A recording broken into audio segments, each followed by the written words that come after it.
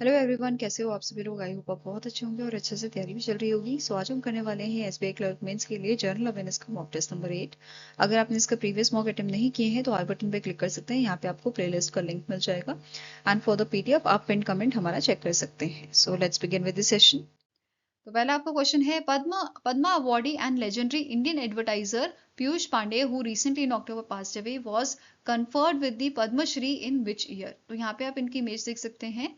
He is a Indian advertiser Piyush Pandey, जिन्होंने बहुत सही अच्छी अच्छी लाइनें हमें दी है। जैसे गुगली बुगली बुश का ऐड आपने देखा होगा, तो ये जो लाइन है ये इन्होंने ही दी है। ठीक है। इसके अलावा हर घर कुछ कहता है, एशियन पेंट का ऐड था, राइट। ऐसे ही आपकी बार मोदी सरकार कितना आपने सुना होगा, तो ये लाइन भी किसने दी है, पीयूष पांडे जी ने ये लाइन दी थी। ठीक है। नाउ अब यहाँ पे क्वेश्चन क्या है, इनको कौन से ईयर में जो है पद्मा अवार्ड से नवाजा गया था। तो इनको जो है 2016 में पद्मा अवार्ड से नवाजा गया था। तो पद्मा अवार्ड से नवाजा गया था, मतलब पद्मश्री से, right. So answer here is it is option number ई। इसके अलावा इन्हें एक और अवार्ड मिला था, London international award legend award 2024 में। ठीक है। नेक्स्ट क्वेश्चन है, who is the author of a book title ready relevant and resurgent second shaping of future ready force, release by union defence minister Rajnath Singh. तो एक book यहाँ पे release की गई है। इस बुक के आपके ऑथर कौन है, इनका नाम है जनरल अनिल चौहान। ठीक है। ये आपके चीफ ऑफ डिफेंस स्टाफ हैं एंड इन्होंने ये बुक लिखी है और इसे पब्लिश किया गया है पेंटागन प्रेस द्वारा। ठीक है। रिलीज किसने की है, हमारे डिफेंस मिनिस्टर ने की है। ठीक है। नाउ नेक्स्ट आपका है news, doctor V Narayan chairman of ISRO announced कि इसरो का एम है कि ये 2040 तक इंडियन एस्ट्रोनॉट्स को सेंड करें मून पे। ठीक है। इसके अलावा इन्होंने हाईलाइट किया था Gaganyaan human space flight mission, India का first crewed space mission which is on track and it will be launch on 2027। ठीक है। ये 2027 में आपका लॉन्च किया जाएगा। इसके साथ ही इन्होंने बोला था इसरो प्रिपेयर कर रहा है गगनयान जीवन मिशन के लिए एंड अनक्रू टेस्ट फ्लाइट, जो आपका दिसंबर 2025 में लॉन्च किया जाएगा और इसमें हाफ ह्यूमनाइड रोबोट जो है उसको भी भेजा जाएगा जिसका नाम है व्योमित्रा। ठीक है। नेक्स्ट आपका पॉइंट है, नेशनल स्पेस स्टेशन के बारे में भी इन्होंने हाईलाइट किया था, भारतीय अंतरिक्ष स्टेशन, जो आपका 2035 तक तैयार हो जाएगा, ऐसा इन्होंने यहाँ पे बोला था। और इसका फर्स्ट मॉड्यूल जो है इट इज एक्सपेक्टेड कि ये लॉन्च होएगा 2027 तक। ठीक है। नेक्स्ट आपका है न्यू स्पेस मिशन, ये लॉन्च करने वाले हैं वीनस ऑर्बिटर मिशन। नाम से पता चल रहा है ये स्टडी करेगा वीनस के सरफेस एंड एटमॉस्फेयर की। ठीक है। देन इंडिया के अपकमिंग मेजर प्रोजेक्ट्स कौन से हैं, Chandrayaan 4, Chandrayaan 5, new Mars mission है। ठीक है। देन एक्सॉम मिशन आपका है। फाइन। नाउ अब क्वेश्चन कर लेते हैं कि गवर्नमेंट ऑफ इंडिया ने अप्रूव किया है which planetary mission to study the surface and atmosphere of Venus. तो अभी हमने पढ़ा, इसका नाम है Venus orbiter mission, VOM is the right answer. ठीक है। नाउ नेक्स्ट आपकी न्यूज है, 78 सेशन आपका हुआ था WHO रीजनल कमेटी का फॉर साउथ ईस्ट एशिया। कहाँ पे हुआ था, कोलंबो श्रीलंका में हुआ था 13 से 15 अक्टूबर को। ठीक है। And it was chaired by the Nalinda Jayatissa, जो मिनिस्टर है, हेल्थ मिनिस्टर हैं आपके श्रीलंका के। इसके अलावा इसे इनॉग्रेट किया था speaker of parliament of Sri Lanka Jagath Wickramaratne. ठीक है। And it is hosted by WHO South East Asia reason.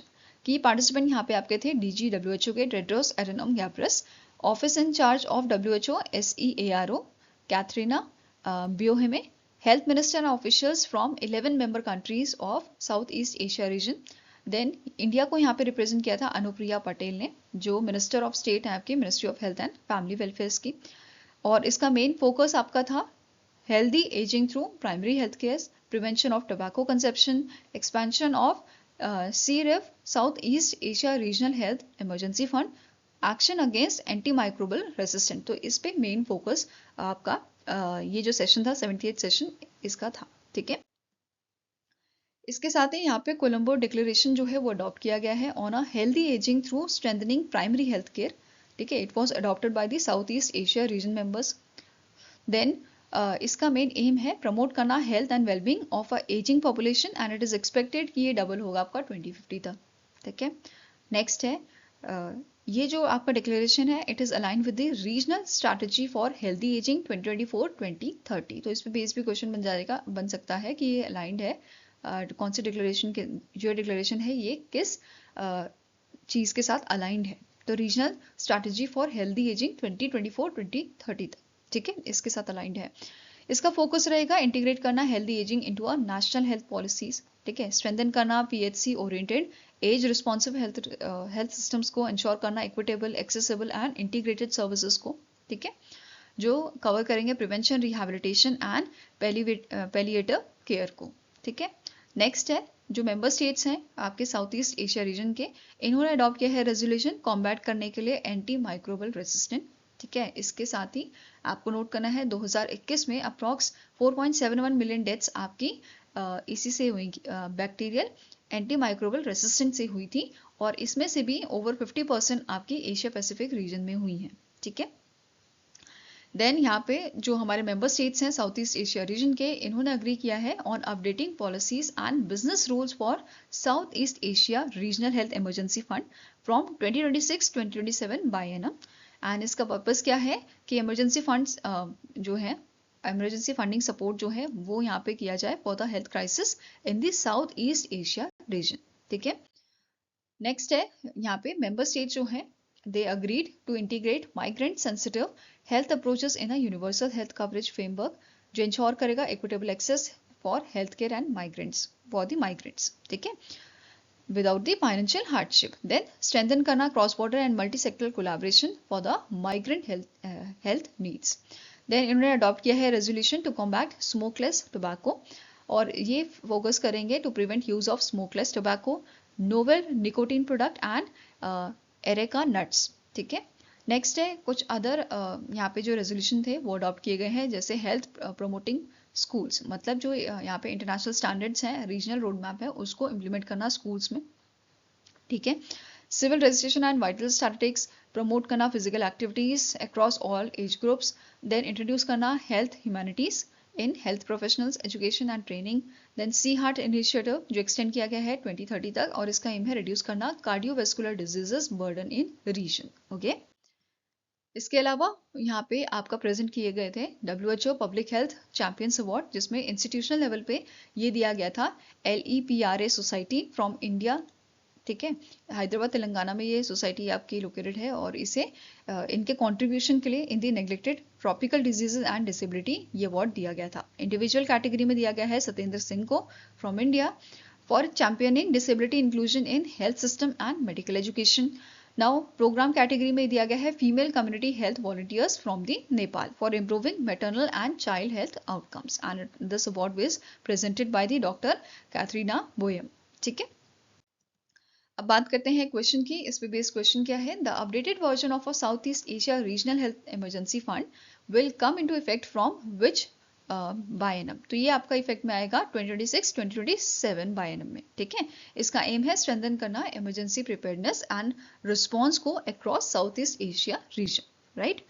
और since its inception from 2008, it supports 49 emergencies in 10 member countries, okay.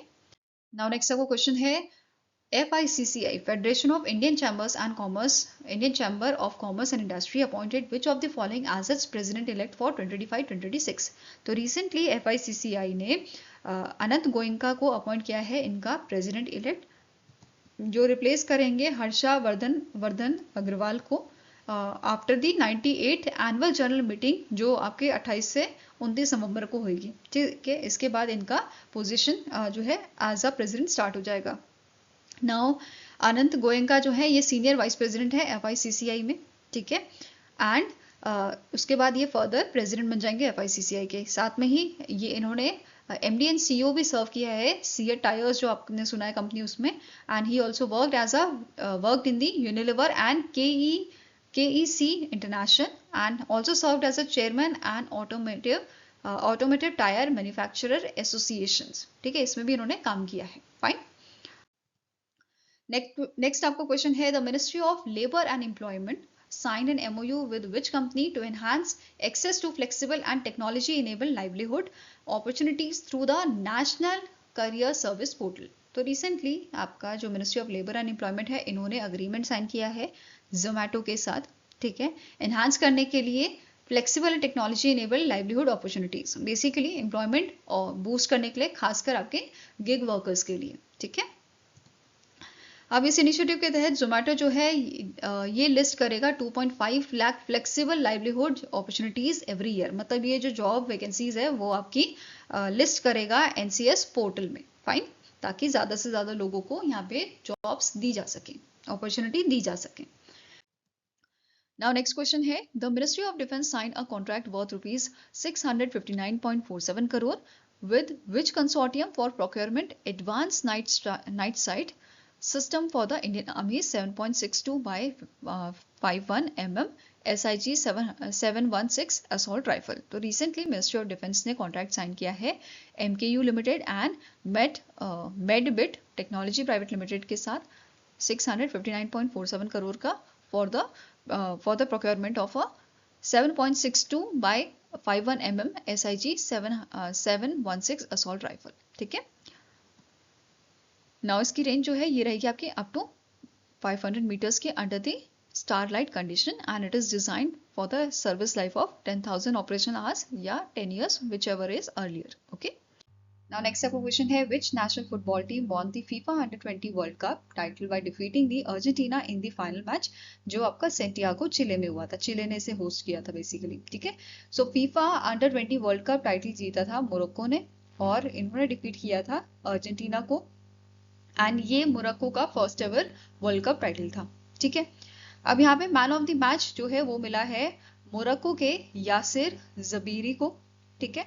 Then golden ball award यहाँ पे Morocco के ओथमाने मामा जो है इनको मिला था, followed bye silver Yasir Jabir को एंड मिल्टन डेलगाडो, इन्हें ब्रॉन्ज मिला था, ठीक है। देन गोल्डन बूट अवार्ड मिला था यूएसए के बेंजामिन क्रेमेसी। देन गोल्डन ग्लोव आपका दिया गया था सेंटिनो बार्बी को। Fair play award for sportsmanship ये दिया गया था यूएसए को, ठीक है।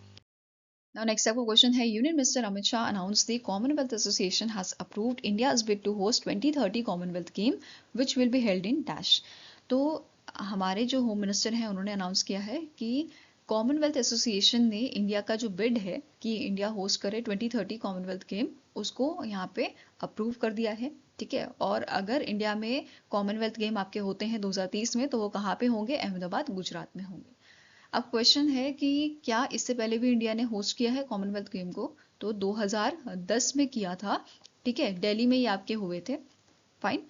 अब अगर बात करें प्रीवियस एडिशन की कॉमनवेल्थ गेम जो आपका हुआ था, कहाँ पे हुआ था? ये आपका बर्मिंघम में हुआ था 2022 में। 4 साल में एक बार होते हैं कॉमनवेल्थ गेम आपके, है ना। पिछला वाला 2022 में हुआ था और इंडिया ने यहाँ पे जो है 4th रैंक हासिल की थी विद 61 मेडल, जिसमें 22 गोल्ड इंडिया के पास थे, ठीक है। अब आगे बढ़ते हैं क्वेश्चन में। अहमदाबाद को सेलेक्ट किया गया है अगेंस्ट अंबुजा, मतलब जो फाइनल राउंड है उसमें अंबुजा जो कैपिटल है नाइजीरिया की एंड अहमदाबाद को रखा गया है। और फाइनल डिसीजन आपका आएगा जनरल असेंबली, जो Commonwealth sport membership general assembly आपकी होगी 26 नवंबर 2025 को ग्लासगो स्कॉटलैंड में होगी। यहाँ से हमारा फाइनल डिसीजन बन के आएगा कि कौन सी जगह पे कॉमनवेल्थ गेम्स आपके 2030 के होस्ट किए जाएंगे, ठीक है। इसके अलावा 2030 कॉमनवेल्थ गेम जो है this will mark sanitary year of inaugural event Commonwealth game, जो आपका 1930 में हुआ था हैमिल्टन कनाडा में, ठीक है। Now next is the Directorate of Naval Architecture of Indian Navy signed an MOU with which institution to establish research and design center aimed at improving quality of life onboarded Indian naval ship through the design intervention। तो recently जो directorate of naval architecture है, DNA है आपका Indian navy का, इसने MOU sign किया है IIT Delhi के साथ। किस चीज के लिए? आपका एस्टैब्लिश करने के लिए रिसर्च एंड डिजाइन सेंटर जो इंप्रूव करेगा quality of life onboarding INS, मतलब जो इंडियन नेवल शिप है थ्रू द डिजाइन इंटरवेंशन, ठीक है। तो आंसर आपका यहाँ पे हो जाएगा, it is option number D. Signatories की बात करें तो इंडियन नेवी की तरफ से अरविंद रवाल जो है इन्होंने ये अग्रीमेंट साइन किया था एंड आईआईटी दिल्ली की तरफ से प्रोफेसर राजन बनर्जी जो थे इनके द्वारा ये अग्रीमेंट साइन किया गया था। नेक्स्ट क्वेश्चन है, what was the theme of United nation troops contributing countries chiefs conclave 2025 which is hosted by Indian Army। तो इसकी थीम आपकी थी the way ahead for UN peacekeeping operation. ठीक है, ये इसकी थीम थी। इसका ड्यूरेशन आपका था 14 से 16 अक्टूबर का। वेन्यू था मानक शॉ सेंटर, न्यू दिल्ली। ठीक है, इसमें 4 आपके गाइडिंग प्रिंसिपल्स थे। 4 C's: consultation, cooperation, coordination and capacity building. ठीक है, पार्टिसिपेंट्स कौन थे? Chief and vice chiefs from 32 UN troops contributing nation along with United Nation officials, जिसमें इंडिया की तरफ से आपके चीफ ऑफ डिफेंस स्टाफ शामिल थे, जनरल अनिल चौहान। देन आपके चीफ ऑफ आर्मी स्टाफ जिनका नाम है general Upendra Dwivedi. Air chief marshal Amarpreet Singh, chief of air staff gene पेरे लेक्रॉक्स, जो आपके अंडर सेक्रेटरी जनरल हैं department of peace operation United nation के। देन एम्बेसडर प्रवथनेनी हरीश, जो परमानेंट रिप्रेजेंटेटिव है इंडिया के टू द यूनाइटेड नेशन। ठीक है, इसके अलावा इंडिया ने अगर हम बात कर रहे हैं यूएन पीस कीपिंग की, तो इंडिया ने यहाँ पे लार्जेस्ट कंट्रीब्यूटर्स अपने भेजे हैं to the UN peacekeeping operation. India ने नियरली 3 लाख पीस कीपर्स जो हैं आपके डिप्लॉय किए हैं 50+ यूएन मिशंस के लिए world wide. And new Delhi का आपका जो centre for United nation peace keeping है, ये training, coordination and capacity building provide करता है हमारे पीस कीपर्स को। ठीक है, इसके अलावा इंडिया जो है नो नेशनल केविड पॉलिसी जो है उसे फॉलो करता है, ensuring impartial and unrestricted participation in all UN mission. ठीक है, नेक्स्ट क्वेश्चन है which company launch the INS Magdala the 6th anti submarine warfare shallow watercraft by the Indian navy in Kochi, Kerala. तो इनमें से कौन सी आपकी ऑर्गेनाइजेशन है, कौन सी कंपनी है जिसके द्वारा लॉन्च किया गया है आईएनएस मगदला? तो it is launch by the Cochin shipyard limited. ठीक है, कोची केरला में लॉन्च किया गया था, कोचिन शिपयार्ड लिमिटेड इसके द्वारा इसको डेवलप किया गया है। स्पेसिफिकेशन की बात करें, 78 मीटर लॉन्ग है, 896 टन वेसल इसका है, स्पीड रहेगी आपकी 25 नॉट्स की, एंड एंड्योरेंस है 1800 नॉटिकल माइल्स का। ठीक है, कोचिन शिपयार्ड लिमिटेड की बात करें तो इसने लॉन्च किए हैं 2 more vessels, crew support offshore vessel for MS Pelagic Wind Services Cyprus, and India's largest indigenously manufactured DCI Dredge Godavari for MS Dredging Corporation of India, Mumbai Maharashtra. ठीक है, इसके अलावा स्टैटिक इन्फॉर्मेशन कवर करते हैं कोचिन शिपयार्ड लिमिटेड की। CMD है मधु S Nair, Kochi Kerala में headquarter है, एस्टैब्लिश किया गया था 1972 में।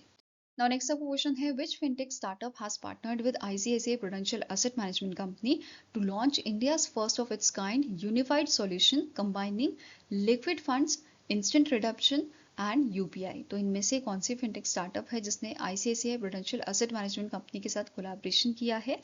किस चीज के लिए?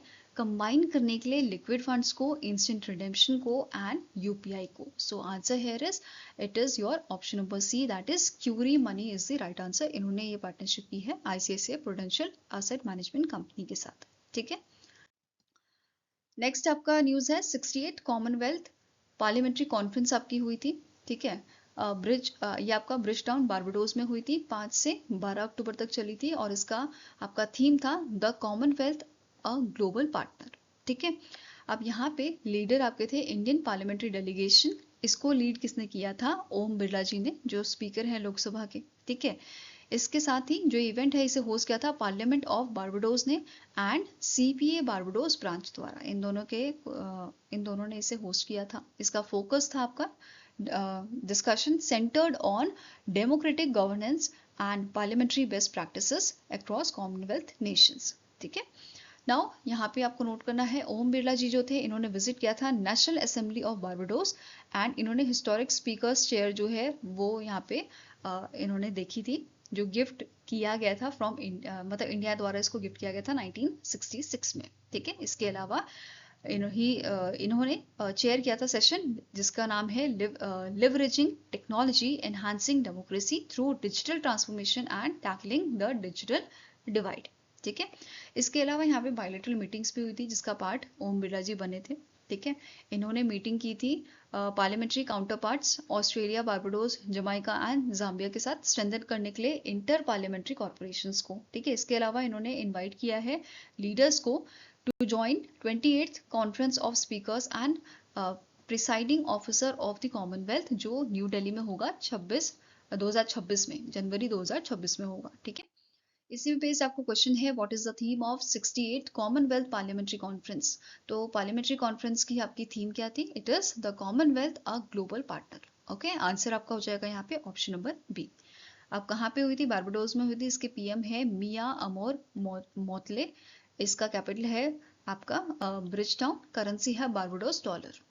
Now next up question है, what is the total cost of constructing a 38 kilometer long 4-lane Pondicherry Pundian Kumpam section of NH32 which is inaugurated by Union Minister Nitin Gadkari। तो ये recently आपका NH32 का एक section 4 लेन Puducherry पुंदियन कुंपम section जो है वो inaugurate किया गया है, जिसका कॉस्ट है 1588 करोड़ का। ठीक है, तो आंसर यहाँ पे आपका हो जाएगा it is option number C. इसी के अलावा यहाँ पे फाउंडेशन स्टोन भी रखा गया था 3.88 किलोमीटर एलिवेटेड कॉरिडोर का between Indira Gandhi Square and Rajiv Gandhi Square, जिसका कॉस्टिंग आपका 436 करोड़ का है। ठीक है, और इसमें जहां भी 35 मिनट का टाइम लगता है अब वो रिड्यूस होके 10 मिनट्स हो जाएगा। ठीक है, ना इसके अलावा यहाँ पे फाउंडेशन स्टोन उन्होंने रखा था 13.63 किलोमीटर ईस्ट कोस्ट रोड का, और इसके लिए कॉस्ट आपकी रहेगी 25 करोड़ की।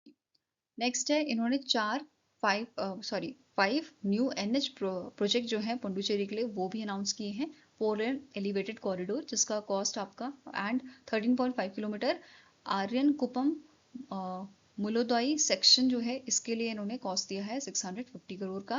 Then 46 kilometre Marakkanam to Puducherry section के लिए 2200 करोड़ का कॉस्टिंग है। 6 लेन कॉरिडोर के लिए 3000 करोड़ का। देन 6 लेन कॉरिडोर मुरा मदुरा वोयल टू श्री परमदुर NH48 के लिए 1600 करोड़ का।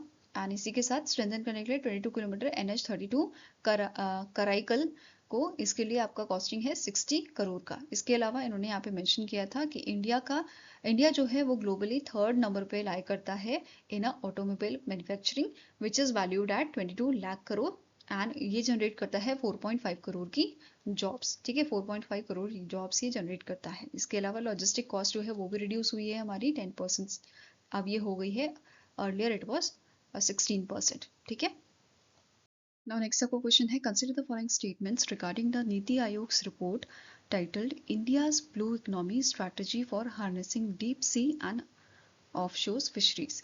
तो रिसेंटली नीति आयोग ने एक रिपोर्ट जारी की है, India's blue economy strategy for harnessing deep sea and offshore fisheries. ठीक है, इसके रिगार्डिंग आपके 3 पॉइंट्स यहाँ पे दिए गए हैं, 3 स्टेटमेंट, आपको बताना है कौन सा करेक्ट है। ठीक है, पहला स्टेटमेंट कह रहा है जो रिपोर्ट है इसे प्रिपेयर किया है agriculture and allied sector division of NITI Aayog. ठीक है, दूसरा कह रहा है कि India as per this report India जो है वो 3rd लार्जेस्ट फिश प्रोड्यूसर है globally and it is accounting for 5% of global production. Next is the report emphasize a science-based technology-enabled and sustainable framework for deep sea fisheries। तो इनमें से कौन सा point आपका करेक्ट है? It is option number 1, statement 1 and statement 3। So answer here is option number C, that is 1 and 3 only is the correct statement, whereas second statement आपका incorrect है क्योंकि इंडिया जो है ये 2nd लार्जेस्ट फिश प्रोड्यूसर है globally. ठीक है, and India producers 80% of global fisheries, right, global fish. Now अब यहाँ पे मेंशन किया गया है इस रिपोर्ट के अकॉर्डिंग इंडिया का जो एक्सपोर्ट है वो आपका 2013-14 से अब इंक्रीज होके डबल हो गया है फाइनेंशियल ईयर 2024 में, राइट। कितना ये बढ़ गया है? 60,523 करोड़ ये हो गया है। एंड दिस फिश सेक्टर जो है ये सपोर्ट करता है 30 मिलियन लाइवलीहुड्स को। ठीक है, नाउ अब इसके बारे में थोड़ी और इन्फॉर्मेशन देखते हैं। जो ये रिपोर्ट है इसे नीति आयोग ने रिलीज किया था और इसको बनाया किसने है? Agriculture and allied sector division of NITI आयोग, राइट। इसका मेन फोकस था इन strengthening India's deep sea and offshore fisheries through research, policy and capacity building. ठीक है, इसी के साथ इस रिपोर्ट में मेंशन किया गया है जो डीप वाटर है beyond 200 nautical miles it host high value fish stock. ठीक है, ये मेंशन किया गया था। इसके अलावा इस रिपोर्ट में मेंशन किया है कि जो रिपोर्ट है ये प्रोवाइड करती है scientific based, tech driven and sustainable framework for deep sea fishing in exclusive economic zone and international water. ठीक है, नाउ नेक्स्ट पॉइंट है, ये जो रिपोर्ट है ये आइडेंटिफाई करती है 6 की पॉलिसी इंटरवेंशंस को, जिसमें रेगुलेशन आपका है, इंस्टीट्यूशनल स्ट्रेंथनिंग आता है, fleet modernisation, sustainable management, financing and stakeholder inclusion. Okay, इसके अलावा यहाँ पे मेंशन किया गया था 3 फेज, ठीक है, आपका indicative costing framework for a 3 phases are mentioned here, जैसे 2025-2028 के लिए फाउंडेशन एंड अर्ली ग्रोथ पे फोकस किया जाएगा, एंड इसका एस्टिमेटेड कॉस्ट जो है, एस्टिमेटेड वैल्यू जो है, इट इज 2430 करोड़। नेक्स्ट है आपका सेकेंड फ्रेमवर्क 2029 से 32 तक, and it is scale up and global competitiveness, और इसके लिए एस्टिमेटेड कॉस्ट है 4210 करोड़ का। Then 2033 onward global leadership and sustainability के लिए यहाँ पे 1690 करोड़ का एस्टिमेटेड कॉस्ट दिया गया है इस फेज के लिए, ठीक है। इसके अलावा जो रिपोर्ट है इसे फॉर्मली लॉन्च किया था प्रोफेसर रमेश चंद, जो मेंबर हैं नीति आयोग के, एंड BVR सुब्रमण्यम, जो CEO हैं आपके नीति आयोग के। ओके, नाउ नेक्स्ट आपकी न्यूज है, DRDO ने सक्सेसफुली कंडक्ट किया है अ combat free fall jump using a military combat parachute system from an altitude of 32,000 feet. तो DRDO ने रिसेंटली अभी आपका कॉम्बैट फ्री फॉल जंप जो है वो परफॉर्म किया है मिलिट्री कॉम्बैट पैराशूट सिस्टम के साथ from an altitude of 32,000 feet. इसे एग्जीक्यूट किया है इंडियन एयरफोर्स के टेस्ट जंपर्स ने, जिसमें विंग कमांडर विशाल लकेश शामिल थे, master warrant officer RJ Singh and Vivek Tiwari इसमें शामिल थे, ठीक है। अब बात करें मिलिट्री कॉम्बैट पैराशूट सिस्टम की, तो इसे यूज किया जाता है हाई एल्टीट्यूड हाई ओपनिंग के लिए and high altitude low opening missions के लिए, ठीक है। इट इज इसकी कैपेबिलिटी की बात करें तो ये आपका इंडिया का ऑपरेशनल पैराशूट सिस्टम है जो डिप्लॉय किया जाता है अबव 25,000 फीट, ठीक है। इसे डेवलप किसने किया है? DRDO की लैब्स हैं aerial delivery research and development establishment from Agra and defence bio engineering and electromedical laboratory from Bengaluru, इन दोनों के द्वारा इसे डेवलप किया गया है, ठीक है। Now the system is compatible with India's indigenous satellite navigation system, जो ensure करता है secure and interference free navigation. Fine. Now अब इस पे बेस्ड क्वेश्चन करते हैं, which of the following DRDO laboratory jointly developed military combat parachute system, जिसे अभी रिसेंटली टेस्ट किया गया है। तो आंसर क्या हो जाएगा? It is aerial delivery research and development establishment from Agra and defence bio engineering and electromedical laboratory from the Bengaluru, ठीक है। Answer here is option number A. Now next आपका क्वेश्चन है, Hyundai Motor India Limited appointed which of the following as its new managing director and chief executive officer effective from 1st January 2026। तो recently Hyundai Motor India ने जो है नए MD and CEO appoint किए हैं, और पहली बार कोई इंडिया का पर्सन, कोई इंडियन Hyundai Motor India का आपका MD and CEO बनाया जा रहा है, जिनका नाम है तरुण गर्ग, ठीक है। क्या नाम है इनका? तरुण गर्ग, और ये उनसू किम जो है इनको रिप्लेस करेंगे, ठीक है। He is the first Indian to lead HMIL since its inception 1996, और ये रिप्लेस किसे कर रहे हैं? साउथ कोरिया के उनसू किम को। फाइन। अब बात करें Hyundai मोटर इंडिया लिमिटेड की, तो इसकी पेरेंट कंपनी है Hyundai मोटर कंपनी, ठीक है। साउथ कोरिया की आपकी कंपनी है, और इसका इंडिया में हेडक्वार्टर कहाँ पे है? गुरुग्राम हरियाणा में, और 1996 में इसे स्टैब्लिश किया गया था। फाइन। Now next है, where was the 5th edition of India-Indonesia bilateral maritime exercise समुद्र शक्ति 2025 conducted। तो ये जो आपकी एक्सरसाइज थी समुद्र शक्ति, इट वाज हेल्ड इन दी विशाखापट्टनम आंध्र प्रदेश, ठीक है। 5th एडिशन आपका कहाँ पे हुआ था? विशाखापट्टनम आंध्र प्रदेश में हुआ था। प्रीवियस एडिशन की बात करें तो 2023 में ये साउथ चाइना सी में हुआ था, एंड जो 5th एडिशन है ये 14 से 17 अक्टूबर तक चला था, और इसमें इंडिया की INS करवती जो है उसने पार्टिसिपेट किया था, and Indonesian navy ship KRI जॉनली ने इसमें पार्टिसिपेट किया था। नाउ नेक्स्ट आपका क्वेश्चन है, Paras defence and space technology limited sign an MOU with which Israel based company for sale production and development of inertial sensor. तो recently Paras defence जो है, मतलब पारस डिफेंस कंपनी जो है, इन्होंने अग्रीमेंट साइन किया है आपका सेलो इनर्शियल सॉल्यूशंस लिमिटेड के साथ, ठीक है। आंसर आपका हो जाएगा it is option number B, इनके साथ ये अग्रीमेंट इन्होंने साइन किया है।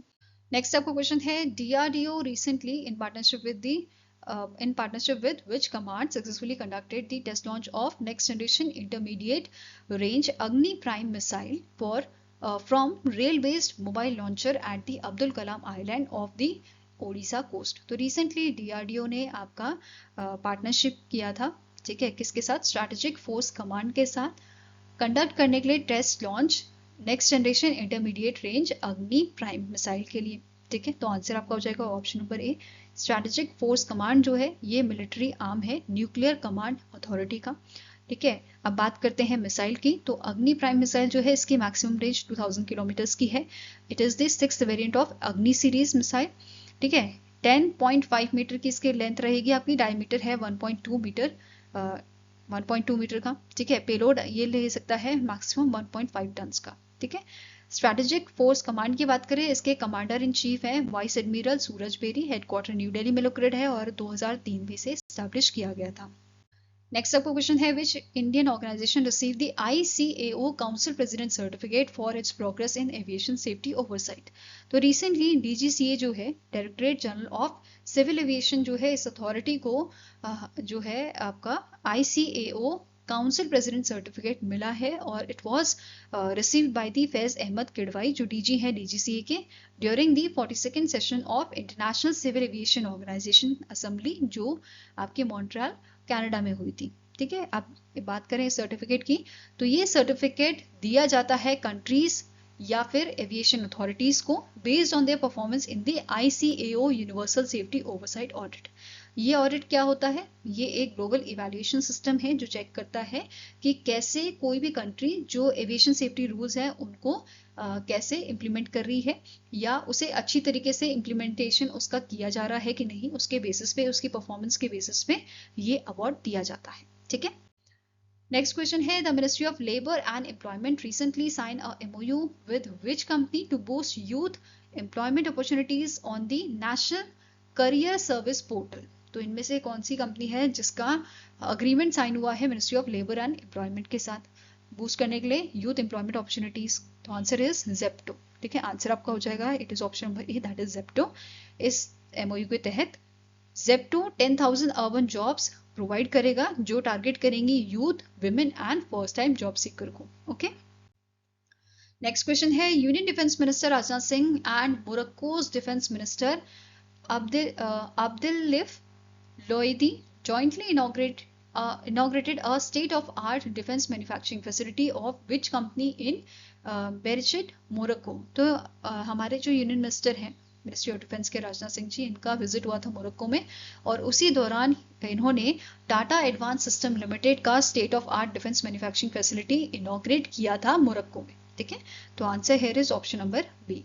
अब ये जो फैसिलिटी है ये व्हील्ड आर्मर्ड प्लेटफॉर्म व्हीकल जो आपके हैं 8x8 व्हीकल, इनको मैन्युफैक्चर करेगी और इस फैसिलिटी का एरिया आपका है 20,000 स्क्वायर मीटर का, ठीक है। इसके अलावा अदर पॉइंट्स जो इनकी विजिट से रिलेटेड हैं, जैसे इन्होंने बायलैटरल मीटिंग आपकी मतलब इन्होंने पार्टिसिपेट किया था बायलैटरल मीटिंग में, मोरक्को में हुई थी ये, ठीक है। देन इस बायलैटरल मीटिंग का फोकस एरिया आपका डिफेंस कॉर्पोरेशन में था, स्ट्रैटेजिक पार्टनरशिप में था, इंडस्ट्रियल कोलैबोरेशन में था।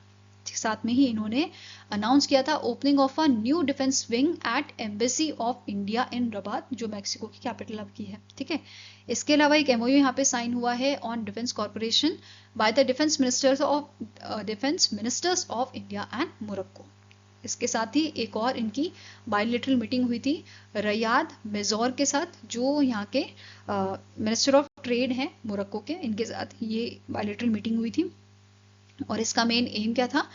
बायलैटरल कॉर्पोरेशन को स्ट्रेंथन करने का, ठीक है, डिफेंस, फार्मास्यूटिकल एंड केमिकल में, ओके। नाउ नेक्स्ट आपको क्वेश्चन है, union minister Piyush Goyal inaugurated the agricultural and processed food products export development authority that is APEDA's first regional office in dash.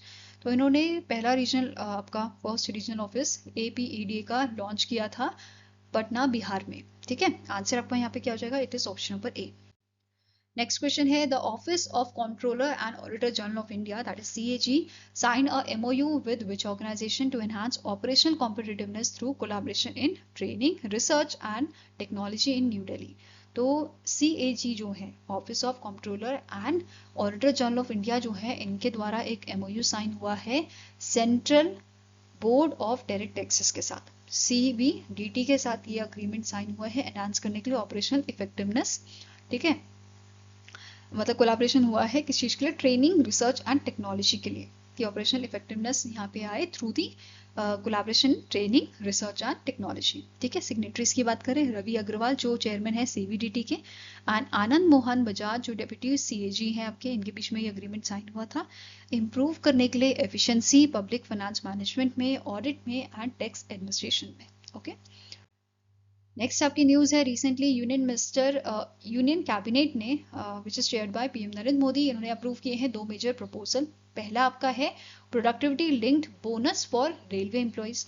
ये जो बोनस है ये आपका दुर्गा पूजा या दिवाली पे दिया जाता है।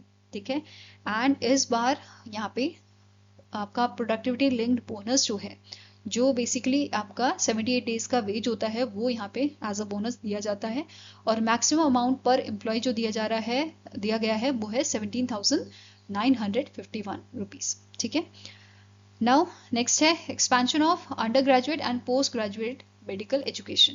तो यहाँ पे पहली स्कीम जो है ये है phase 3 of centrally sponsored scheme, जो अपग्रेड करेगी गवर्नमेंट मेडिकल इंस्टीट्यूशंस को और ऐड करेगी 5,000 आपके पोस्ट ग्रेजुएट सीट्स को। ठीक है, दूसरा आपका स्कीम है, यहाँ पे एक्सटेंशन होगा आपका सेंट्रली स्पॉन्सर्ड स्कीम का, और ऐड किया जाएगा 5,023 under graduate seats with a cost ceiling of 1.4 crore पर सीट। ठीक है, बजट इसके लिए आपका है 15,034.50 करोड़ का for the financial year 2025-2026 to the financial year 2028-2029। Okay, next news आपकी है कि cabinet committee on economic affairs, इन्होंने अप्रूव किए हैं 2 मेजर इंफ्रास्ट्रक्चर प्रोजेक्ट्स बिहार में। ठीक है, जिसका मेन एम क्या है, बूस्ट करना कनेक्टिविटी, रिड्यूस करना ट्रैवल टाइम एंड प्रमोट करना इकोनॉमिक डेवलपमेंट। ओके, पहला प्रोजेक्ट है construction of a 4 lane Sahebganj to Areraj to Bettiah section of national highway 139W under the hybrid annuity mode, जिसका लेंथ 78.942 किलोमीटर्स रहेगा and capital cost इसकी रहेगी आपकी 3,822.31 करोड़ की। इसके अलावा यहाँ पे अप्रूव किया गया है doubling of Bakhtiyarpur to Rajgir to Tilaiya single railway line section Bihar में, जिसका कॉस्ट 2,192 करोड़ रहेगा, लेंथ रहेगी 104 किलोमीटर की। इसके साथ ही यूनियन कैबिनेट ने अप्रूव किया है capacity building and human resource development scheme of department of scientific and industrial research और council of scientific and industrial research की। इसका ड्यूरेशन 2021-22 से आपका 2025-26 तक बताया गया है, जिसमें during the 15 finance commission cycle total outlay इसका है आपका 2,277.397 करोड़ का। इंप्लीमेंटिंग एजेंसी आपकी रहेगी council of scientific and industrial research. इसका मेन ऑब्जेक्टिव आपका है कि हमें सपोर्ट करना है इंडिया के एफर्ट्स को। ठीक है, हमें सपोर्ट करना है इंडिया के एफर्ट्स को ताकि हम जल्दी अचीव करें सस्टेनेबल डेवलपमेंट गोल्स को। ठीक है, अब इसमें आपकी 4 इसमें सब स्कीम भी लॉन्च की गई हैं। मेजर कंपोनेंट जो इसके हैं जैसे doctoral and post doctoral fellowships, जो हमें प्रोवाइड करेगी research support and training to young researchers, जो हमें हेल्प करेंगे to become independent scientist. Next है एक्स्ट्रा मुरल रिसर्च स्कीम, जो एनकरेज करेगा research and development priority health areas में। ठीक है, देन एमेरिट साइंटिस्ट स्कीम, जो ऑफर करेगा फाइनेंशियल असिस्टेंट एंड रिसर्च और teaching platform for to outstanding scientist after retirement. इसके अलावा भटनागर फेलोशिप प्रोग्राम, जो रिकॉग्नाइज करेगा एंड सपोर्ट करेगा एमिनेंट साइंटिस्ट को so that they can pursue advanced research and innovative technology development. Next आपको question है, the RBI recently allowed stand-alone primary dealers to participate in which type of contract to enhance forex market making and risk management. तो recently RBI ने allow किया है stand-alone primary dealers को that कि ये आपका participate कर सकते हैं non-deliverable derivative contracts में।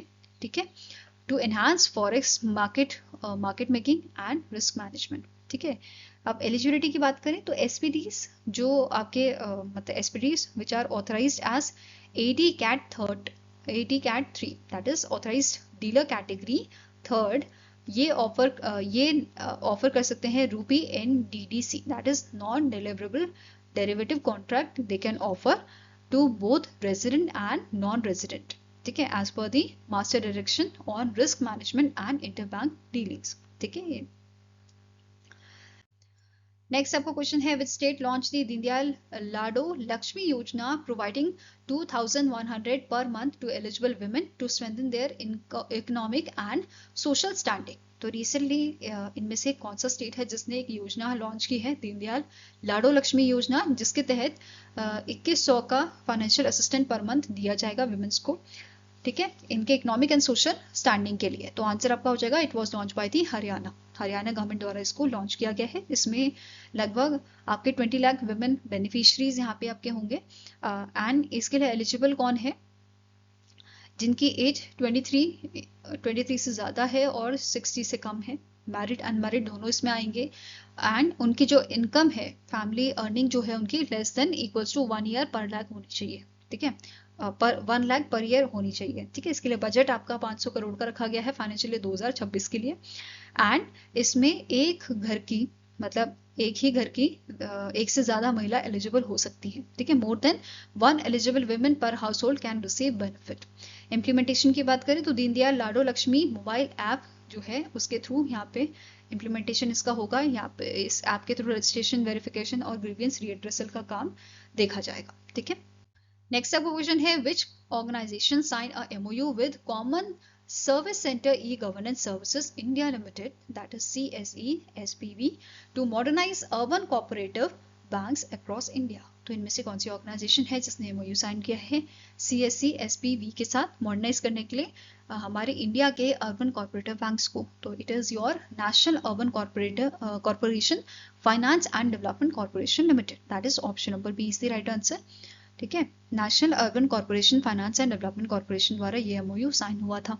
अब इसे फेजेस में आपका जो है ऑपरेट किया जाएगा। जैसे इनिशियल फेज में ये जो इनिशिएटिव है ये स्टार्ट करेंगे आधार बेस्ड eKYC से, ई-साइन से, digital signature certificate, digi locker, ई-स्टैम्प सब से, ठीक है, क्लाउड होस्टिंग से। देन नेक्स्ट फेज में ये internet and mobile banking, kiosk based services and digital communication platforms का आपका मतलब ये सब चीजें यहाँ पे इंट्रोड्यूस करेंगे सेकेंड फेज में और नेक्स्ट फेज में, ठीक है। अब CSE SPV जो है ये प्रोवाइड करेगा digital platform, APIs, operational support हम इस इम्प्लीमेंटेशन को स्मूथ करने के लिए, ठीक है। सिग्नेटरीज की बात करें, प्रभात चतुर्वेदी जो CEO हैं NUC FDC के, ठीक है, इस ऑर्गेनाइजेशन के, एंड भगवान पाटिल जो आपके CSE SPV के ग्रुप प्रेसिडेंट हैं, इनके बीच में ये अग्रीमेंट साइन किया गया था। नेक्स्ट आपका क्वेश्चन है, the department of telecommunication sign MOU to strengthen information sharing for tackling cyber crimes and financial frauds with which organisation? तो आपका डिपार्टमेंट ऑफ टेलीकम्युनिकेशन ने अग्रीमेंट साइन किया है FIUIND के साथ, फाइनेंशियल इंटेलिजेंस यूनिट इंडिया के साथ ये अग्रीमेंट आपका साइन किया गया है, ठीक है। अब इस अग्रीमेंट के तहत रियल टाइम एक्सचेंज होगा आपका financial fraud risk indicator data का, ठीक है,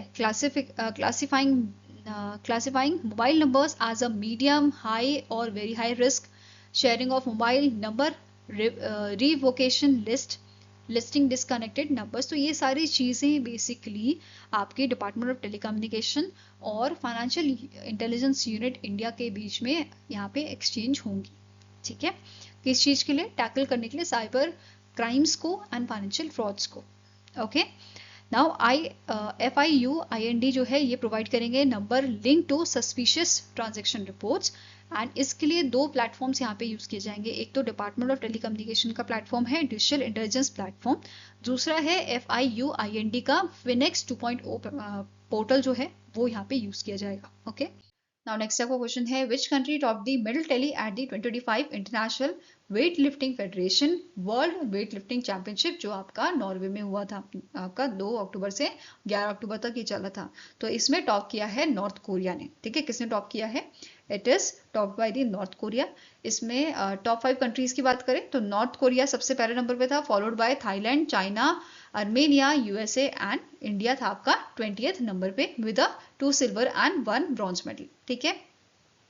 इस इवेंट को ऑर्गेनाइज किया था इंटरनेशनल वेट लिफ्टिंग फेडरेशन ने with support from Norwegian weight lifting federation, इसमें 477 एथलीट्स ने पार्टिसिपेट किया था 87 कंट्रीज से। एंड जो 2025 का एडिशन है इसमें 16 नए वेट कैटेगरीज आपके इंट्रोड्यूस किए गए थे। ठीक है, इसके अलावा की परफॉर्मेंसेस की बात करें तो रिस्की जूनी एशिया जो इंडोनेशिया से बिलोंग करते हैं, इन्होंने मेंस 79 केजी कैटेगरी में जो है परफॉर्म किया था।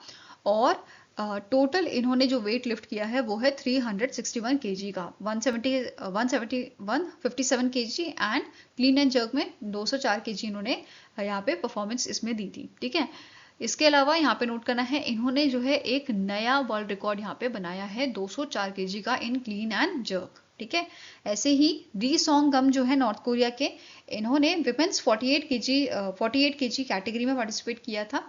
और यहाँ पे इन्होंने सैच में परफॉर्मेंस दी है 91 केजी की, और क्लीन एंड जर्क में 122 केजी का इन्होंने परफॉर्मेंस दिया है।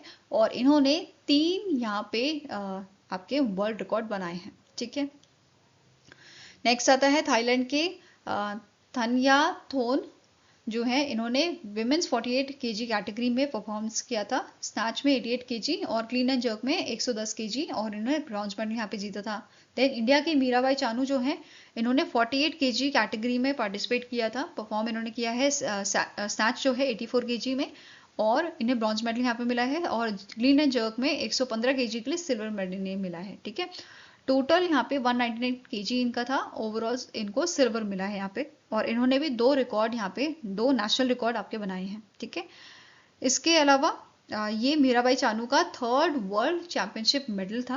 ठीक है, इससे पहले 2017 में गोल्ड इन्होंने जीता था, फिर सिल्वर 2022 में, और अभी 2025 में इन्होंने सिल्वर मेडल जीता है नॉर्वे में। ठीक है, नाउ हम बात करते हैं इंडियन कंटीजेंट की। तो टोटल 14 कंटीजेंट ने यहाँ पे पार्टिसिपेट किया था। ठीक है, 7 वुमेन्स की कैटेगरी में और 7 मेन कैटेगरी में। ठीक है, इसके अलावा यहाँ पे नोट करना है ऐसे एथलीट्स जिन्होंने रिप्रेजेंट किया था कॉमनवेल्थ वेट लिफ्टिंग फेडरेशन को।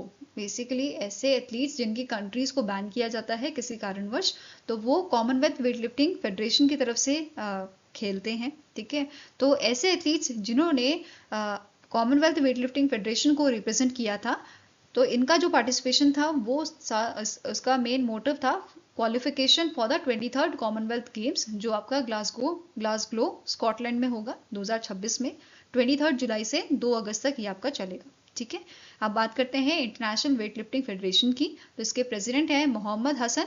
इसे 1905 में स्टैब्लिश किया गया था। हेडक्वार्टर इसका लुसेन स्विट्जरलैंड में लोकेटेड है। फाइन। Now next question है, which Indian institute signed a 5-year MOU with Asian Institute of Technology, that is AIT Thailand, to strengthen collaboration in education, research and emerging technologies with a focus on semiconductor sector. तो India का कौन सा institution है जिसने 5 साल का agreement sign किया है थाईलैंड के इंस्टीट्यूशन के साथ, एशियन इंस्टीट्यूट ऑफ टेक्नोलॉजी के साथ? तो answer is Vellore institute of technology. ठीक है, वेलोर इंस्टीट्यूट ऑफ टेक्नोलॉजी जो है इसके और थाईलैंड के इंस्टीट्यूशन के बीच में आपका अग्रीमेंट साइन हुआ है। नेक्स्ट आपका क्वेश्चन है, the union cabinet chaired by PM Narendra Modi approved 69,725 crore 4 pillar strategy to revitalise India's ship building and maritime ecosystem, which of the following is not one of the 4 pillars? तो recently 4 pillar category आपकी जो है strategy जो आपकी है वो launch की गई है पीएम मोदी द्वारा। ठीक है, और इसमें से 4 पिलर में से कौन सा वाला ऐसा आपका एक ऑप्शन है जो ये पिलर में नहीं आता है? ठीक है, it is your expanding international shipping root. ठीक है, 4 पिलर्स कौन से हुए फिर? Strengthening domestic capacity, long term maritime financing, financial assistant and shipyard expansion, skilling and technical capability, legal taxation, policy reform. ठीक है, तो ये 4 आपके स्ट्रैटेजी पिलर्स हैं। इनके बारे में देखते हैं। पहला आता है स्ट्रेंथनिंग डोमेस्टिक कैपेसिटी। तो रिसेंटली इस चीज के लिए शिप बिल्डिंग डेवलपमेंट स्कीम आपकी अप्रूव की गई है, जिसका बजट है 19,989 करोड़, एक्सपैंड करने के लिए domestic ship building capacity to 4.5 billion GT per year. ठीक है, नेक्स्ट आता है आपका long term maritime financing.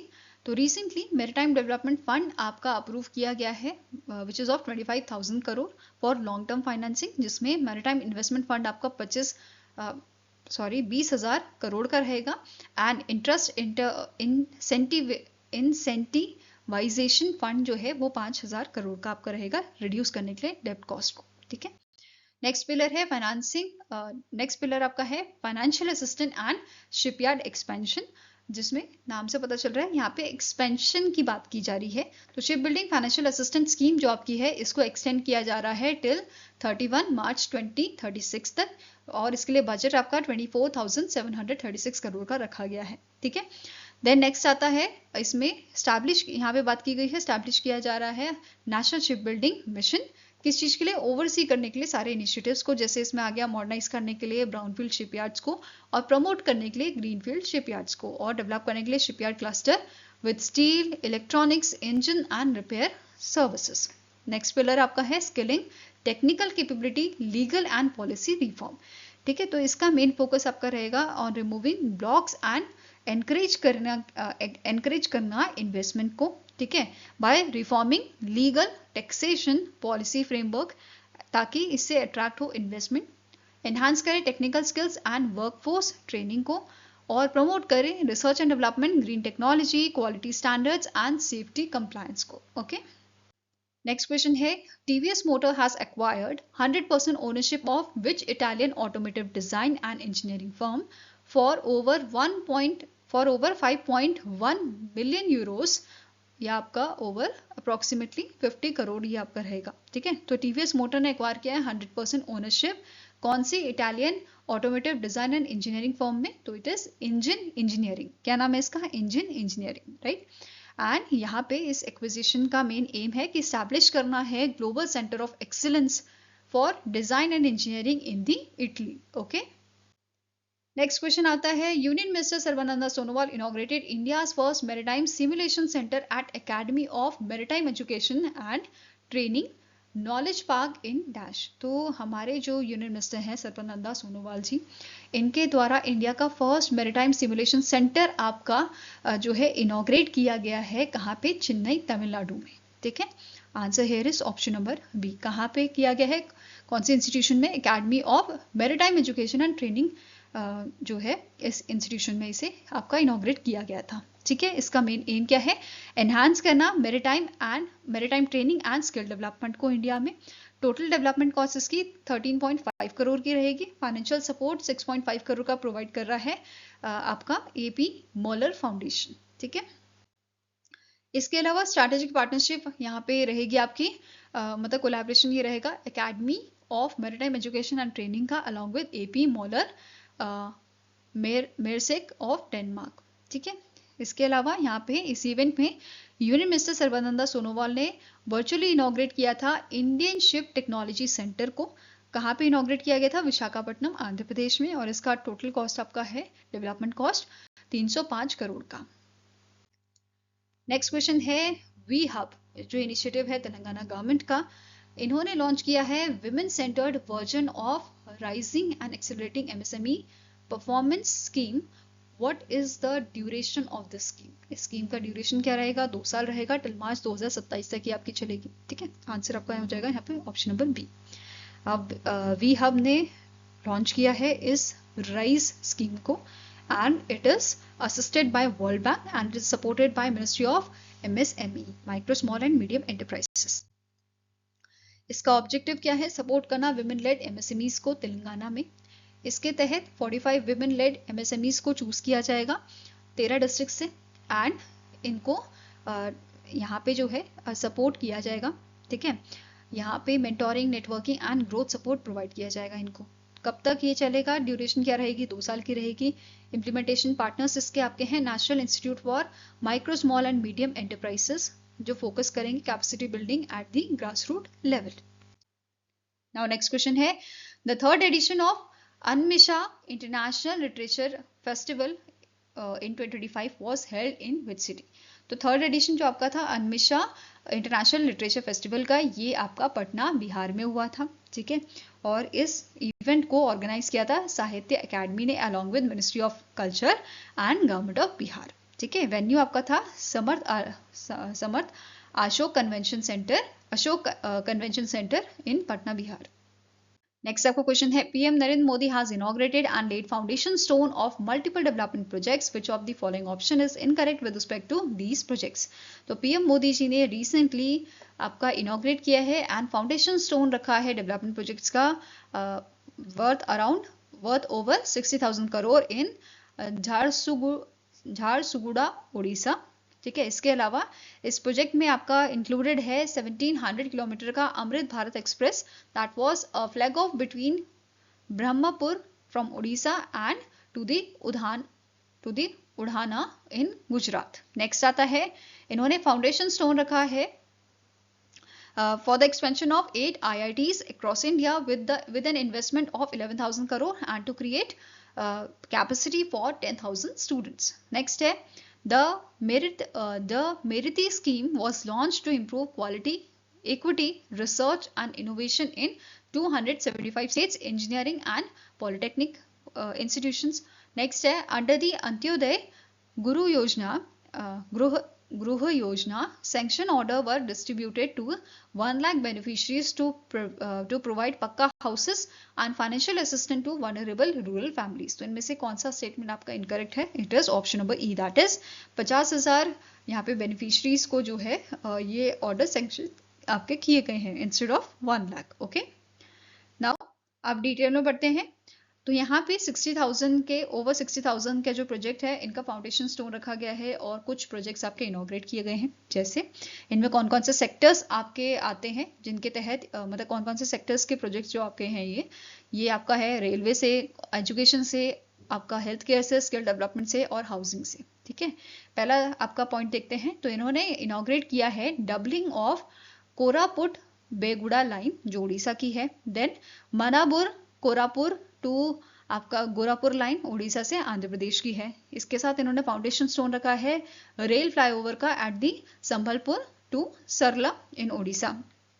Next है, इन्होंने वर्चुअली फाउंडेशन स्टोन रखा था for the expansion of 8 IITs, ठीक है, with the investment of 11,000 crore और इसकी लोकेशन आपकी रहेंगी Tirupati in Andhra Pradesh, then Palakkad from Kerala, Bhilai in Chhattisgarh, Jammu and Kashmir में आपका था। ठीक है, जम्मू एंड कश्मीर, धारवाड़ इन कर्नाटका, जोधपुर राजस्थान, पटना बिहार, इंदौर मध्य प्रदेश। ठीक है, इसका गोल है क्रिएट करना 10,000 न्यू स्टूडेंट्स के लिए capacity in the 4 year and establish 8 research park for the advance for your cutting edge research and development, advance research and development के लिए। नेक्स्ट है, इन्होंने लॉन्च किया था multi disciplinary education and research improvement in technical education scheme को यहाँ पे इन्होंने लॉन्च किया था जो आपकी सेंट्रल सेक्टर स्कीम है। इसका एम है इम्प्रूव करना education quality, equity, research and innovation को 275 states in the 275 states, engineering and polytechnic institutions across India. इसके अलावा डिजिटल लर्निंग की अगर हम बात करें तो इन्होंने डेडिकेट किया है wifi facilities in 130 higher education institution in the Odisha और ये बेनिफिट करेगा आपका 2.5 लाख स्टूडेंट्स को। ठीक है, इनको फ्री डेली डेटा यहाँ पे मिला करेगा। इसके साथ ही इन्होंने लॉन्च किया है Odisha skill development project phase 2 को। ठीक है, then world skill centre to be establish in Sambalpur and in Berhampur जो फोकस करेगा agritech, renewable energy, retail, marine and hospitality में।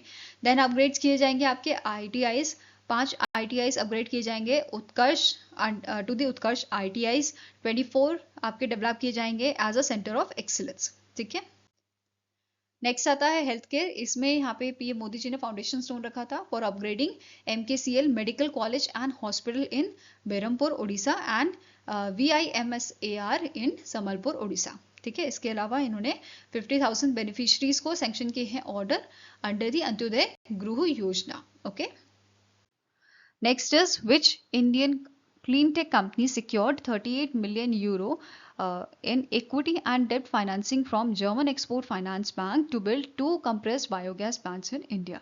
तो इंडिया में 2 compressed biogas plant को establish करने के लिए आपका इनमें से कौन सी ऑर्गेनाइजेशन है जिसे 38 मिलियन यूरोस का फंडिंग जो है वो दी गई है जर्मन एक्सपोर्ट फाइनेंस बैंक द्वारा? तो इट इज CEF ग्रुप। ठीक है, आंसर यहाँ पे आपका है option number B, that is CEF group को ये फंडिंग मिली है। ठीक है, अब CEF का टारगेट है कि ये स्टैब्लिश करेंगे 22 CBG प्लांट्स नेशन वाइड। ठीक है, ये टारगेट इनका है और मतलब जो फंडिंग आई है उसमें से ये फंडिंग इसमें भी खर्च करने वाले हैं। साथ में ही CF ग्रुप जो है ये एग्जीक्यूट कर रहे हैं करंटली 3 की प्रोजेक्ट्स। 2 तो आपके municipal solid waste based plants हैं जो आपका जम्मू एंड अहमदाबाद में है, एंड तीसरा आपका है मड बेस्ड प्लांट, ये आपका उत्तर प्रदेश में है जिसपे ये करंटली वर्क कर रहे हैं। नेक्स्ट है the pilot phase of AI powered climate advisory service launch by the international Crops Research Institute for Semi-Arid Tropics, that is ICRISAT, and ICAR under the Monsoon Mission Third will begin in which Indian state? तो recently ICRISAT and आपके ICAR and इनके साथ partners जो हैं इन्होंने launch किया है एक AI powered climate advisory service जिसका नाम है AI powered context specific Agromet advisory services for climate resilient agriculture at scale. ठीक है, इस नाम की एक एडवाइजरी सर्विस इन्होंने लॉन्च की है जो बेसिकली स्मॉल फार्मर्स हैं, स्मॉल होल्डर फार्मर्स हैं, इनको personalise real time weather insight देगी, मतलब रियल टाइम डेटा यहाँ पे प्रोवाइड किया जाएगा डिजिटल प्लेटफॉर्म्स के थ्रू, ताकि वो अच्छे डिसीजन अपनी मतलब एग्रीकल्चर से रिलेटेड जो है वो ले सकें। ठीक है, उनकी क्रॉप को के लिए क्या अच्छा डिसीजन होगा वो इस बेसिस पे ले पाए। इस वजह से ये आपका जो AI powered climate advisory service है वो लॉन्च किया गया है। ठीक है, अब बोला क्या गया है कि इसका पायलट फेज आपका स्टार्ट किया जाएगा महाराष्ट्र में। Okay, answer here is option number सी।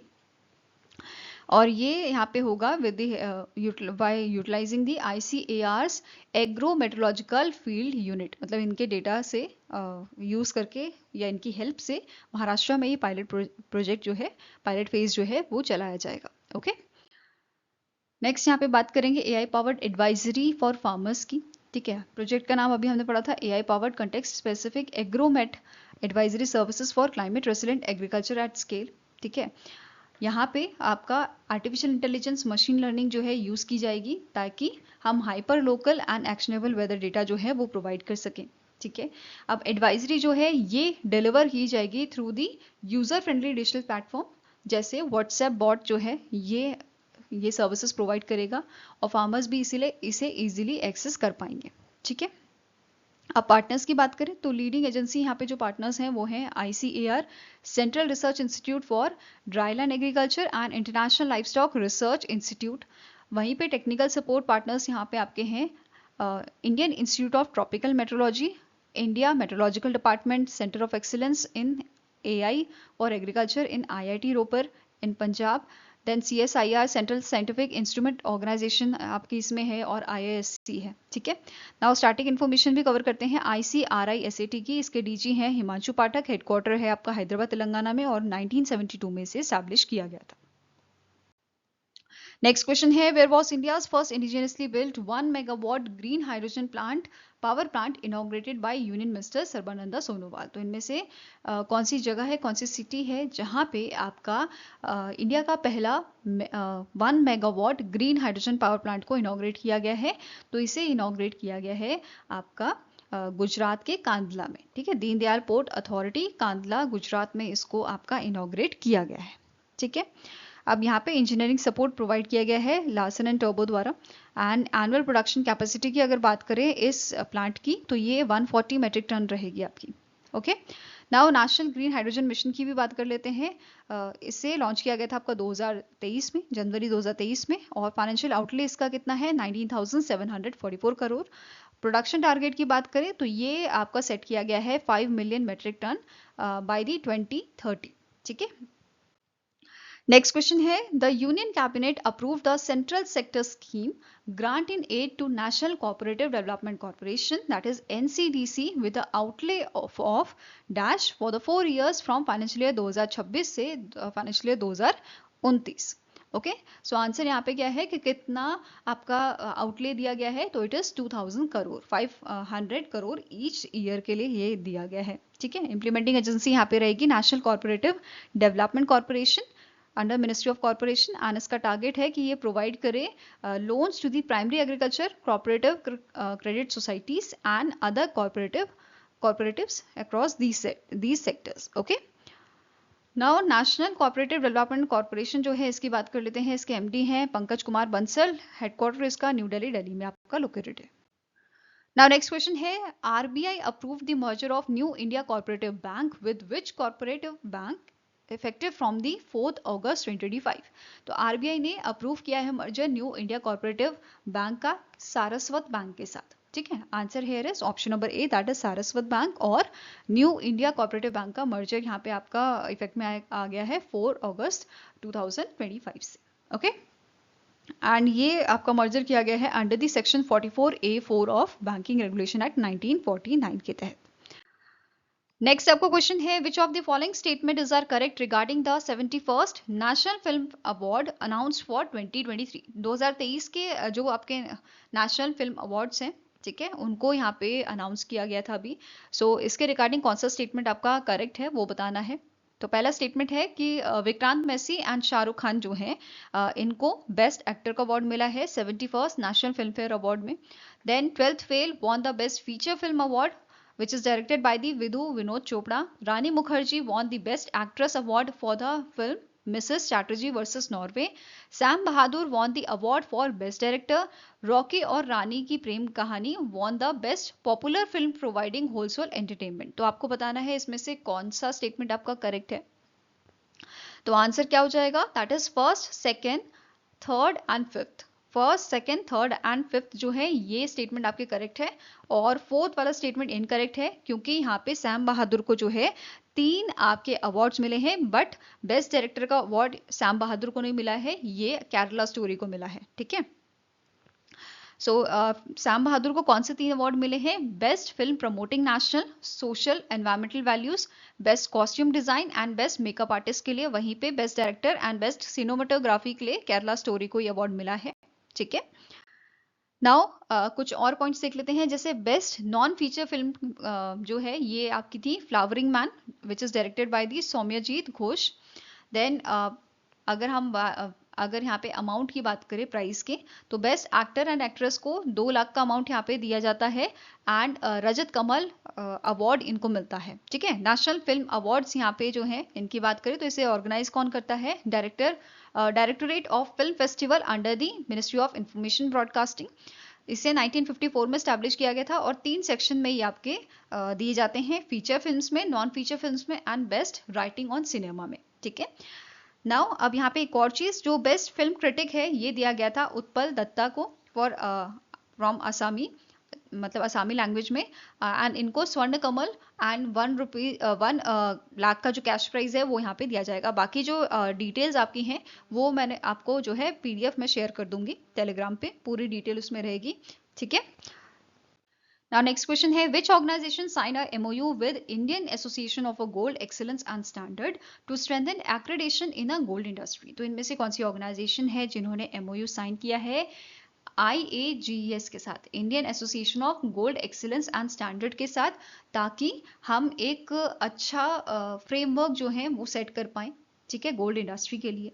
तो answer here is option number C, that is institute of chartered accountant of India, ICAI। Okay, now यहाँ पे ये अग्रीमेंट साइन हुआ है चरणजोत सिंह नंदा जो प्रेसिडेंट है ICAI के, एंड कौशलेंद्र सिंह सिन्हा जो चीफ एग्जीक्यूटिव ऑफिसर हैं आपके IAGES के। ठीक है, नेक्स्ट है, under the national critical minerals mission the ministry of mines recognise 4 IITs and 3 research and development labs as centre of excellence, which of the following IITs was not included?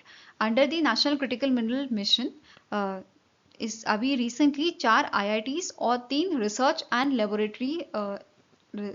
And development labs जो हैं, laboratories जो हैं, उनको यहाँ पे as a centre of excellence recognise किया गया है, जिसमें से आपको बताना है कौन सा IIT है जिसको यहाँ पे इंक्लूड नहीं किया गया है इन 4 IITs में।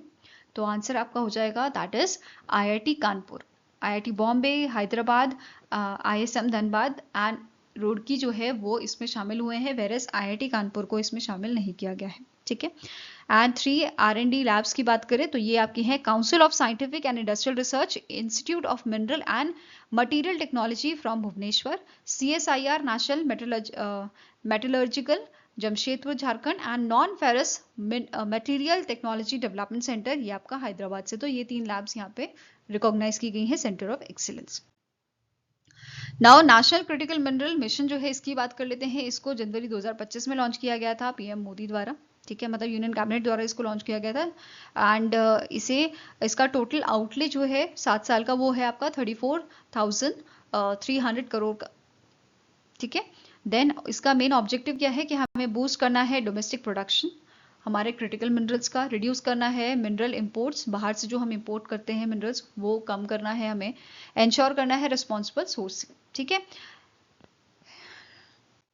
नाउ नेक्स्ट आपका क्वेश्चन है, इन जुलाई 2025 India's first artificial intelligence AI powered anganwadi centre was inaugurated in which of the following villages. तो रिसेंटली महाराष्ट्र की जो नागपुर जगह है वहां पे एक विलेज है आपका वाधामना, ठीक है, यहाँ पे आपका पहला इंडिया का पहला एआई पावर्ड आंगनवाड़ी सेंटर जो है इनॉग्रेट किया गया है। तो answer here is option number ए, ठीक है। अब यहाँ पे एआई पावर्ड आंगनवाड़ी जो है यहाँ पे स्मार्ट डैशबोर्ड्स यूज किए गए हैं, ठीक है, वर्चुअल रियलिटी हेडसेट यहाँ पे यूज किए जा रहे हैं, इंटरैक्टिव डिजिटल लर्निंग टूल्स यहाँ पे यूज किए गए हैं एज अगर हम टेक्नोलॉजी की यहाँ पे बात करें। फंडिंग इसकी यहाँ पे मतलब बेसिकली जो ये सेंटर है इसको स्टैब्लिश करने में कितनी फंडिंग यहाँ पे लगी है हमारी, ठीक है, it is 9.5 lakh funded through the जिला परिषद CESS, ओके। नाउ इसके अलावा गवर्नमेंट ऑफ महाराष्ट्र का प्लान है कि हमें ओपन करना है 40 more AI powered anganwadi centre in the Nagpur. Next is the Food Safety and Standard Authority of India FSSAI in consultation with the which ministry released a definitive list of Ayurvedic food preparation under the category Ayurveda Ahar। तो recently FSSAI ने इनमें से कौन सी ministry है इनकी consultation में एक list जारी की है आयुर्वेदिक फूड की, ठीक है, आयुर्वेदिक फूड प्रिपरेशन की अंडर आयुर्वेदा आहार। तो it is ministry of Ayush, ठीक है, इनके साथ मिलकर ये लिस्ट जारी की गई है। ये जो इनिशिएटिव है इसका मेन एम है कि हम असिस्ट करें फूड बिजनेस ऑपरेटर को, ठीक है, ताकि उनको यहाँ पे बेसिकली हम क्लियर और क्रेडिबल रेफरेंस दे पाए फॉर मैन्युफैक्चरिंग आयुर्वेदा आहार products, okay. Now next our question है, in August 2025 India's corporative sector announced a plan to launch a new taxi service under which brand name to rival Ola and Uber by December 2025। तो ओला and उबर आप सभी को पता है services यहाँ पे taxi services provide करती हैं और ये अपने मनचाहे रेट्स जो हैं वो ऑफर करती हैं। वहीं पे अभी हमारी गवर्नमेंट ने प्लान किया है कि हमें अपना एक ब्रांड लॉन्च करना चाहिए, ठीक है, ये आपका दिसंबर 2025 तक लॉन्च होएगा जिसका नाम रखा गया है भारत, ठीक है। अब यहाँ पे इस चीज के लिए एक कंसोर्टियम बना है जिसमें 8 कॉर्पोरेटिव्स आपके हैं। कौन कौन से कॉर्पोरेटिव हैं? नेशनल कॉर्पोरेटिव डेवलपमेंट कॉर्पोरेशन है, इफ्को है, देन आपका Gujarat corporative milk marketing federation, then NAFED है, then national corporative consumer federation of India, the Karnataka state corporative marketing federation है, Rajasthan state corporative marketing federation, then Maharashtra का स्टेट कॉर्पोरेटिव मार्केटिंग फेडरेशन जो है, ये ऐसे 8 कॉर्पोरेटिव इस कंसोर्टियम में आपके शामिल हुए हैं। इसके अलावा यहाँ पे फाउंडिंग मेंबर्स इसके कौन हैं? जैसे कृषक भारती कॉर्पोरेटिव लिमिटेड है, national bank for agriculture and rural development NABARD है आपका, ठीक है, national dairy development and national corporative export limited, ये इसके फाउंडिंग मेंबर्स हैं, ठीक है। और इसके लिए इस इनिशिएटिव के लिए भारत टैक्सी के लिए आपका लॉन्च करने के लिए 300 करोड़ का यहाँ पे ऑथराइज कैपिटल रखा गया है और अभी तक यहाँ पे जो है 200 ड्राइवर्स ऑनबोर्ड किए जा चुके हैं, 50 आपके हर एक स्टेट से, जैसे दिल्ली, आपका गुजरात, उत्तर प्रदेश, महाराष्ट्र, यहाँ से 50-50 जो ड्राइवर्स हैं उनको ऑनबोर्ड किया जा चुका है इस इनिशिएटिव के लिए। और यहाँ पे मार्केटिंग स्ट्रैटेजी का काम कौन देख रहा है या इसे डेवलप किसने किया है? तो IIM बैंगलोर ने इसे डेवलप किया है। Now next is, where was the Maitri One initiative, a theme-based forest spread over 750 acres jointly launched by the Union Minister Bhupendra Yadav and Manohar Lal Khattar. तो इनमें से कौन सी जगह है जहाँ पे मैत्री वन इनिशिएटिव को लॉन्च किया गया है? तो इट इज लॉन्च इन दी गुरुग्राम हरियाणा, ठीक है। कहाँ पे लॉन्च किया गया है? गुरुग्राम हरियाणा में से लॉन्च किया गया है। एंड जो इवेंट था इसे होस्ट किया था हरियाणा फॉरेस्ट डिपार्टमेंट ने as a part of a Van Mahotsav 2025, ठीक है, which is conducted under the Ek Ped माँ के नाम प्रोग्राम। अब यहाँ पे कुछ चीज़ें जो नोट करनी है, जैसे मैंने अभी यहाँ पे बताया थीम बेस्ड फॉरेस्ट, मतलब थीम बेस्ड ये इवेंट था, तो इसमें आपका ट्रीज इंक्लूड किए गए हैं, ट्रीज एंड प्लांट्स इंक्लूड किए गए हैं on the based on their various themes, जैसे बोधि वाटिका, ग्रोव ऑफ बरगद, पीपक, देन आपका gular and pilkhan, bamboo stem, group of bamboo species जो है बेसिकली, अरावली स्पीशीज, देन पुष्प वाटिका, ठीक है। नेक्स्ट आपका है मेडिसिनल प्लांट्स वाटिका, नक्षत्र वाटिका, राशि वाटिका, कैक्टस गार्डन, बटरफ्लाई गार्डन। तो ये सब इसकी यहाँ पे थीम थी आपकी इस इवेंट की। Next is under which initiative did pension fund regulatory and development authority launch its new and modernised website. तो इनमें से कौन सा आपका इनिशिएटिव है जिसके तहत PFRDA ने नई वेबसाइट इनकी लॉन्च की है, एडवांस वेबसाइट, ताकि ये ट्रांसपेरेंसी बढ़ा सके, ठीक है, एफिशिएंसी एनहांस कर सके, एक्सेसिबिलिटी बढ़ाई जा सके, ठीक है। तो answer here is it is PFRDA connect, ठीक है, इसका पूरा नाम है PFRDA कनेक्ट। नाउ यहाँ पे PFRDA की बात करें तो इसके चेयरपर्सन है शिवा सुब्रमण्यम रमन, हेडक्वार्टर न्यू दिल्ली में लोकेटेड है और इसे 2003 में आपका स्टैब्लिश किया गया था। नेक्स्ट क्वेश्चन है, according to the 2024 world air transport statistics release by the international air transport association, what was the India's rank in the global aviation market. तो as per the IATA report, international air transport association की जो report थी आपकी 2024 world airport transport statistics, इसके according आपका India जो है वो 5th लार्जेस्ट एविएशन मार्केट रहा है आपका 2024 में। Okay, answer here is option number D.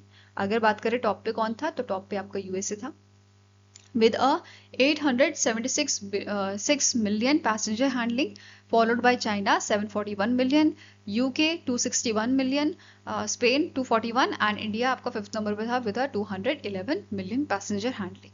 Okay, now starting information भी कवर करते हैं इंटरनेशनल एयर ट्रांसपोर्ट एसोसिएशन की। इसके कारण CEO है विले मैथ्यू वेल्च, हेडक्वार्टर इसका मॉन्ट्रियल कनाडा में लोकेटेड है और इसे 1945 में आपका स्टैब्लिश किया गया था।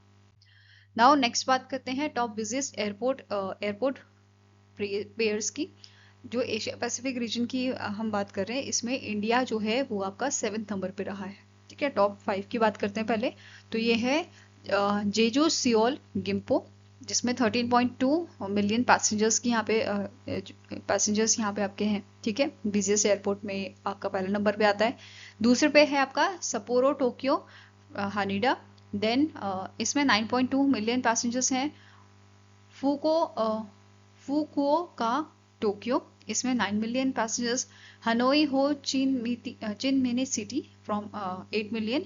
देन मेलबर्न आपका है, Melbourne Tullamarine Sydney 7.2 million and India का रूट आपका है मुंबई से दिल्ली का 5.9 मिलियन पैसेंजर्स का। ओके, Now next question है, in August 2025 which country officially become the 107th member of a international solar alliance। तो इनमें से कौन सी कंट्री है जो रिसेंटली आपका मेंबर बनी है इंटरनेशनल सोलर अलायंस का, तो it is Moldova. Republic of Moldova जो है ये आपका पार्ट बना है ISA का, इंटरनेशनल सोलर अलायंस का।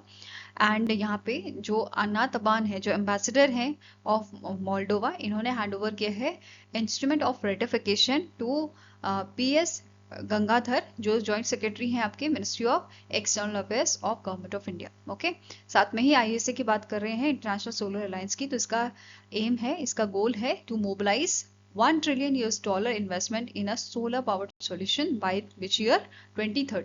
ओके, नाउ नेक्स्ट आपका क्वेश्चन है, SAP Labs India has signed a MOU with which university to digitally upskill professionals in logistic and transport sector in India। तो इनमें से कौन सा आपका यहाँ पे यूनिवर्सिटी है जिसके साथ SAP Labs ने जो है, SAP Labs India ने आपका अग्रीमेंट साइन किया है, मेमोरेंडम ऑफ अंडरस्टैंडिंग साइन किया है, ताकि डिजिटली अपस्किल किया जा सके प्रोफेशनल्स को लॉजिस्टिक और ट्रांसपोर्ट सेक्टर में इंडिया के, ठीक है। तो answer here is it is गति शक्ति विश्वविद्यालय। कौन सा आपका यहाँ पे आंसर है, it is option number B, Gati Shakti विश्वविद्यालय के साथ ये MOU साइन हुआ है। नाउ नेक्स्ट क्वेश्चन है, name the bank that has launch the lock FD feature to protect fix deposits from digital fraud. आप सभी को पता है जो ज़्यादातर बुजुर्ग लोग होते हैं वो डिजिटली काम नहीं कर पाते हैं, उनको चीज़ें समझ नहीं आती हैं, ठीक है। तो इस चक्कर में मैक्सिमम जो डिजिटली फ्रॉड होता है वो उन्हीं लोगों के साथ होता है, ठीक है। तो इस चीज से निपटने के लिए लॉक एफडी नाम का एक फीचर लॉन्च किया है एक्सिस बैंक ने, ठीक है। मतलब जहां पे ये लोग अपनी फिक्स डिपॉजिट जो है उसको लॉक कर सकते हैं, और अगर कोई इंटरनेट बैंकिंग या मोबाइल बैंकिंग के थ्रू विड्रॉल करने की कोशिश करेगा, एफडीज को उनको तोड़ने की कोशिश करेगा, तो यहाँ पे वो इस काम को नहीं कर पाएगा, ठीक है। तो ये चीज यहाँ पे लाई गई है एक्सिस बैंक द्वारा, और इसी के साथ ये पहला बैंक बना है जिसने इस टाइप का फीचर यहाँ पे लाया है, ठीक है। अब जैसे यहाँ पे क्या बोला गया है, प्रीमेच्योर क्लोजर नहीं हो पाएगा एफडी का। अगर कोई कस्टमर है उसने ये फीचर ऐड किया हुआ है, ठीक है, लॉक एफडी फीचर, और वो चाहता है कि प्रीमेच्योर विड्रॉल कराना, इन दैट केस वो जो है आपका उसको कस्टमर को जो है ब्रांच में विजिट करना होगा, और अपनी जो है उनकी जो केवाईसी है बेसिकली, या आइडेंटिटी वेरिफिकेशन जो है वो करवाना पड़ेगा। उसके बाद वो विड्रॉल अपना कर सकता है, ठीक है। और ये जो फीचर है आपका वो आप ऐड कर सकते हो, एक्टिवेट कर सकते हो एक्सिस बैंक की मोबाइल ऐप से, या फिर ब्रांच में जाके आप इसको जो है लगा सकते हो, ठीक है। आई होप गाइज आपको ये वीडियो पसंद आया हो। पसंद आए तो लाइक एंड शेयर जरूर कीजिएगा, और हमारे साथ जुड़ने के लिए हमारे चैनल को सब्सक्राइब कीजिएगा। अगर आपके कुछ सजेशन है तो आप हमें मेल कर सकते हो benchmarkstudy007@gmail.com, या फिर आप हमें कमेंट सेक्शन में भी लिख सकते हैं। सो मिलेंगे ऐसे ही नेक्स्ट वीडियो के साथ। Till then take care, have a nice day and all the best for your preparations.